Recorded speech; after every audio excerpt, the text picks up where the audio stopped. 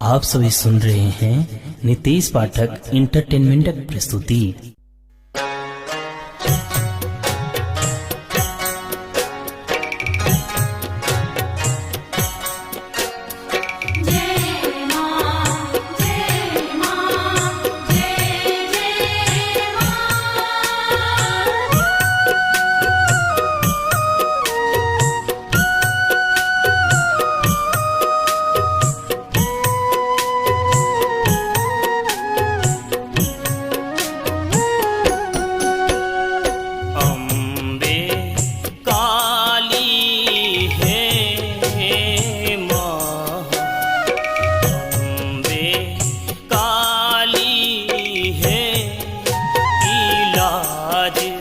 अमर राखो माँ अम्बे भवानी है। अम्बे काली है माँ, अम्बे काली है।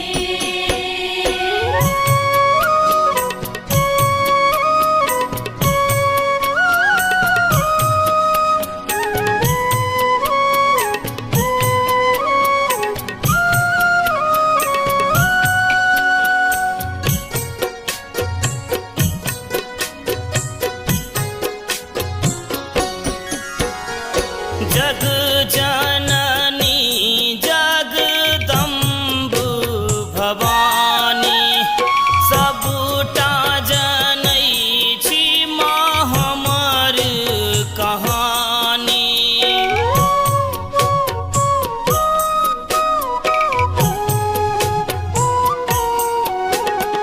जग जननी जगदम्ब भवानी सबटा जनै छी माँ हमर कहानी।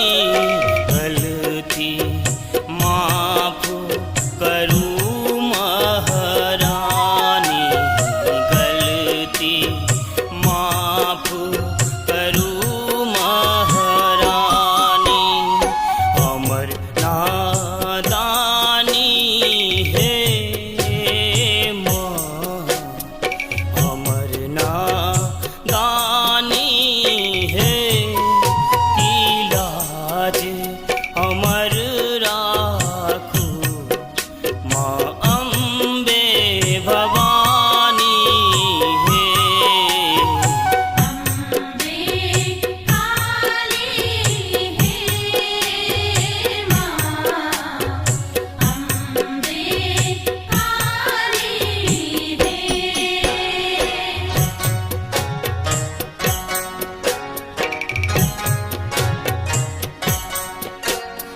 जय माँ, जय माँ, जय जय माँ।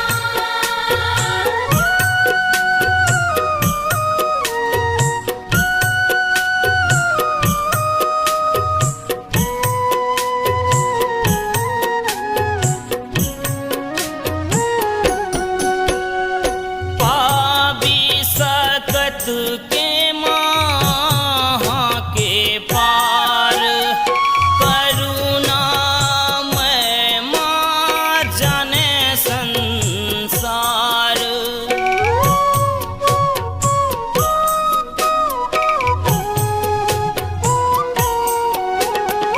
पाबी सकत के माँ के पार करुणामय माँ जाने संसार।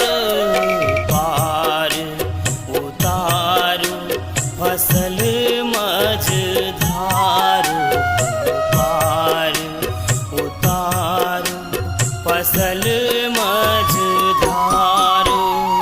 दुर्गा भवानी है माँ, दुर्गा भवानी है।